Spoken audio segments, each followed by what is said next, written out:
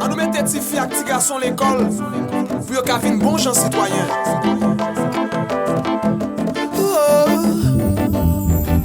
Maman m'a mise à l'école pour apprendre à ABCD. Mais ces paroles, ça nous voulait tendre. Saviez-vous qu'un des facteurs d'échec scolaire et d'abandon de l'école est la violence à laquelle les enfants sont confrontés à l'école ? Aujourd'hui, si on veut parler d'éducation de qualité, osons parler de la violence institutionnalisée à l'école, car pour apprendre, l'enfant a besoin de se sentir en sécurité et en confiance. Malheureusement, en Haïti, quand on parle de discipliner les enfants, on pense immédiatement à exercer une violence physique ou psychologique contre lui. Et c'est pour ça que CARE a décidé d'appuyer le ministère de l'Éducation en diffusant dans toutes ses écoles partenaires le code de conduite pour une cohabitation harmonieuse dans les écoles haïtiennes.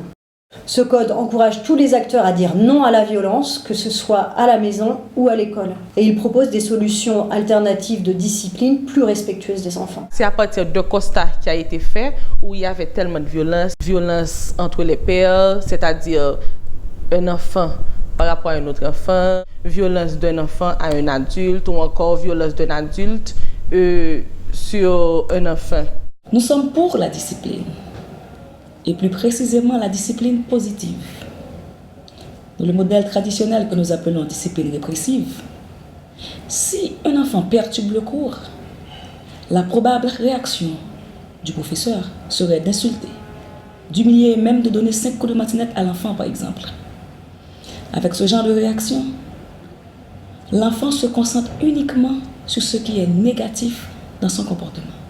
On retrouve tout ce qui concerne les droits, les devoirs de tous les acteurs. Quand on parle des acteurs au niveau de la communauté éducative, donc on fait référence aux élèves, aux éducateurs et les enseignants, les directeurs, les parents, voilà, tous ceux qui sont autour de l'enfant pour l'aider à se développer.